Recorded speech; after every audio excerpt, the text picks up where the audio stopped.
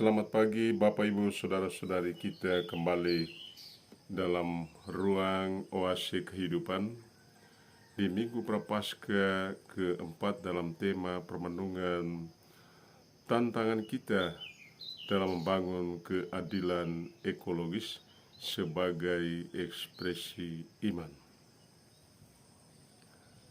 Gambaran tentang keadilan ekologis kita temukan dalam diri Daud, anak Isai. Sehari-hari Daud menggembalakan kambing domba ayahnya. Ia selalu berada bersama ternaknya. Ia menjaga mereka dari ancaman binatang buas, dari cuaca ekstrim, hujan dan panas, dari para pencuri. Dia sangat cerdas dan terlatih menghadapi tantangan. Ia memiliki kecerdasan hati atau iman, atau yang boleh kita katakan kecerdasan spiritual, kecerdasan otak, budi adat, dan kecerdasan emosional. Cerdas hati, ia bekerja dengan tulus hati, ia bekerja dengan penuh iman, sehingga hasil kerjanya menjadi berkat untuk orang tua dan saudara-saudaranya. Cerdas emosional, mampu menerima dan mengelola atau mengontrol emosi, mengontrol kekuatan dan keterbatasan dalam dirinya, dalam relasinya dengan orang lain, dalam tugasnya sebagai gembala. Cerdas hati, cerdas iman, menjiwai kecerdasan otak dan emosinya. Tidak heran anak bungsu dari 7 bersaudara ini terpilih dan terurapi oleh Samuel menjadi Raja Israel, Bapak Ibu Saudara-saudari. Daud bertumbuh dalam budaya kehidupan sebagai seorang gembala dengan tantangan yang sangat besar dalam kehidupan sebagai gembala, menghadapi tantangan dari binatang buas dan cuaca ekstrim, juga para perampok, para pencuri. Kita dapat menjadi gembala bagi yang lain di tengah banyak tantangan jika kecerdasan hati, kecerdasan spiritual menjiwai kecerdasan otak dan kecerdasan emosi. Orang tua dapat menjadi gembala baik bagi anak-anaknya dengan memberi mereka kecerdasan iman, kecerdasan otak, dan kecerdasan emosional. Kecerdasan iman ini mesti menjadi hal yang utama di dalam kehidupan keluarga. Merawat kehidupan iman adalah hal yang utama, adalah kecerdasan yang utama yang mestinya menjiwai kecerdasan otak dan kecerdasan emosi.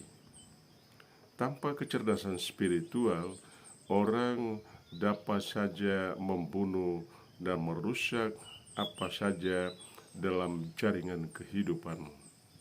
Bapak, Ibu, Saudara-saudari, kita boleh mengatakan bahwa perang dan konflik yang terjadi di mana-mana itu disebabkan oleh karena orang kehilangan kecerdasan spiritual, kecerdasan iman, ketulusan hati yang mesti meresapi kecerdasan otak dan emosi. Bapak, Ibu, saudara-saudari, dalam membangun keadilan ekologis sebagai ekspresi iman, hal yang utama yang mestinya kita rawat dan pelihara adalah kecerdasan spiritual, sambil tidak melupakan kecerdasan otak dan emosi. Apakah kecerdasan spiritual ini mendapat perhatian dalam kehidupan keluarga oleh orang tua, oleh anak-anak, atau oleh kita secara pribadi? Kecerdasan spiritual yang menjiwai, yang meresapi kecerdasan otak dan emosi. Daud memiliki keunggulan dalam 3 kecerdasan ini, dan oleh karena itu ia terpilih dan terurapi menjadi Raja Israel. Bapak, Ibu, saudara-saudari, kita memperhatikan hal yang kedua dari Mazmur hari ini. Pemazmur memandang Allah sebagai gembala yang menuntun perjalanan hidupnya. Kita menemukan dalam diri pemazmur ini kecerdasan spiritual, bahwa ia mengimani Allah sebagai gembala yang menuntun seluruh hidup dan karyanya. Pemazmur selalu dalam hidupnya menjadi tolok ukur, imannya menjadi tolok ukur bagi kita, bahwa kecerdasan itu hal yang sangat penting sebelum kecerdasan otak dan emosi. Bapak, Ibu, saudara-saudari, apakah anak-anak kita dalam keluarga bertumbuh dalam kecerdasan, percaya kepada Allah sebagai gembala agung yang menuntun kehidupan mereka, yang menciptakan mereka sebagai manusia dengan 3 kecerdasan spiritual, iman, melayani dengan tulus hati, kecerdasan otak, dan kecerdasan emosi. Hal yang ketiga kita temukan dalam surat Rasul Paulus kepada umat di Efesus, Bapak, Ibu, saudara-saudari. Rasul Paulus memberi kesaksian bahwa kita dapat berbuah atau menghasilkan buah dalam kehidupan kita, dalam nilai-nilai hidup yang baik, jika kita bertobat, jika kita meninggalkan perbuatan-perbuatan kegelapan dan masuk dan hidup dalam cahaya, dalam terang. Dan Kristus adalah terang kehidupan. Jika kita hidup tinggal dalam Dia, maka kita memiliki kecerdasan spiritual yang kemudian meresapi kecerdasan otak dan emosi, sehingga hidup dan karya pelayanan kita, segala usaha kita, segala perjuangan kita menghasilkan buah-buah kebaikan. Bapak, Ibu, saudara-saudari yang terkasih dalam Tuhan, apakah kita merawat kecerdasan hati, kecerdasan iman dengan berani meninggalkan perbuatan-perbuatan kegelapan yang tidak berbuahkan apa-apa? Bapak, Ibu, saudara-saudari, di mana saja berada, Yesus mengajarkan kecerdasan spiritual, kecerdasan hati, kecerdasan iman. Dalam Injil di hari Minggu ini, dalam kisah ia menyembuhkan seorang yang buta sejak lahirnya. Bapak, Ibu, saudara-saudari, Yesus mencelikan mata iman orang yang buta sejak lahirnya itu, sehingga kecerdasan spiritualnya itu menjiwai kecerdasan otak dan emosinya. Ia sangat cerdas, Bapak, Ibu, saudara-saudari. Orang buta yang sudah boleh melihat itu sangat cerdas menjawab pertanyaan orang Farisi. Ia tidak gentar bersaksi tentang sang penyembuh ajaib. Yesus penyembuh ajaib baru memperkenalkan dirinya di akhir dari cerita. Setelah ia mengaduk-aduk ludah di tanah dan mengoleskan mata orang buta itu, orang buta itu kemudian melihat. Mujizat itu Yesus lakukan di hari Sabat, Bapak, Ibu, saudara-saudari. Orang tuanya heran dan tidak tahu siapa yang mencelikan mata anak mereka yang buta sejak lahirnya. Banyak orang terheran-heran dan bahkan orang Farisi. Dan orang-orang Farisi itu bertanya kepada si buta yang baru saja melihat itu, "Siapa yang menyembuhkan engkau?" Orang buta itu dengan berani menjawab, "Menurut saya, dia adalah seorang nabi."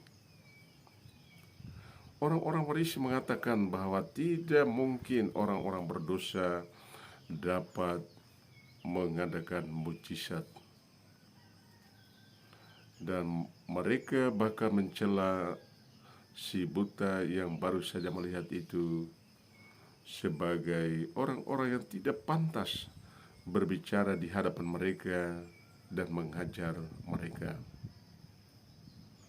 Si buta itu bersaksi dengan berani di hadapan orang-orang Farisi, tidak sebanding dengan kedua orang tuanya yang takut ketika orang-orang Farisi bertanya kepada anak itu siapa yang mencelikan matanya. Mereka sangat ketakutan karena pada masa itu banyak orang dilarang untuk percaya dan menjadi pengikut Yesus. Orang tuanya berkata kepada orang Farisi, "Tanyakanlah saja kepada dia." Bapak, Ibu, saudara-saudari, Yesus kemudian memperkenalkan dirinya di akhir cerita. Sebuah akhir yang sangat luar biasa, di mana Yesus bertanya kepada dia, siapakah Yesus bertanya kepada si buta yang sembuh dan telah melihat itu, "Percayakah engkau kepada Anak Manusia?" Si buta itu menjawab, "Siapakah dia, Tuhan, supaya aku percaya kepadanya?" Jawab Yesus, Bapak, Ibu, saudara-saudari, kepada si buta itu yang baru saja melihat, "Engkau bukan saja melihat dia yang sedang berbicara dengan engkau, dialah itu." Kata orang itu, "Aku percaya, Tuhan." Lalu ia sujud menyembah Yesus. Bapak, Ibu, saudara-saudari, kita mesti merasakan kecerdasan spiritual yang bertumbuh dalam diri si buta yang sejak lahirnya dan telah sembuh dalam mujizat agung di mana Yesus menyembuhkan dia. Kita mesti merasakan di akhir cerita ini Yesus menciptakan suasana yang istimewa di mana Yesus memperkenalkan dirinya secara istimewa kepada si buta itu, yang kemudian menyapa dia sebagai Tuhan. Kita ikut merasakan ketika si buta yang baru melihat itu tersungkur, merebahkan dirinya di kaki Yesus dan menyembah Tuhan, Guru dan Tabib ilahi yang telah menyembuhkan dia. Bapak, Ibu, saudara-saudari. Bapak, Ibu, saudara-saudari, kita perlu menemukan pengalaman spiritual di mana kita dapat bertumbuh. Kita dapat bertumbuh dan berkembang dalam kecerdasan spiritual yang meresapi kecerdasan otak dan emosi kita. Jika kita bertumbuh dan merawat kecerdasan spiritual iman, melayani dengan setulus hati sebagai ciri khas kecerdasan spiritual, maka kita tidak akan dengan gampang membunuh atau merusak jaringan kehidupan ekologis. Tantangan itu ada di dalam diri kita, Bapak, Ibu, saudara-saudari. Tantangan itu juga ada dari luar diri kita. Namun kita perlu bertumbuh dalam kecerdasan spiritual, kecerdasan iman, agar keadilan ekologis yang kita jalankan, yang kita wujudkan, benar-benar merupakan ekspresi iman kita. Bapak, Ibu, saudara-saudari, selamat pagi. Semoga saya hari ini menjumpai Bapak, Ibu, saudara-saudari sehat dan bahagia selalu di hari Minggu ini. Yang sakit, semoga Tuhan menjamah Bapak, Ibu, saudara-saudari. Dan semoga Bapak, Ibu, saudara-saudari yang sedang dalam perjalanan, Allah menuntun perjalanan hingga sampai di tempat tujuan dengan selamat. Selamat pagi, salam satu hati dalam oase kehidupan.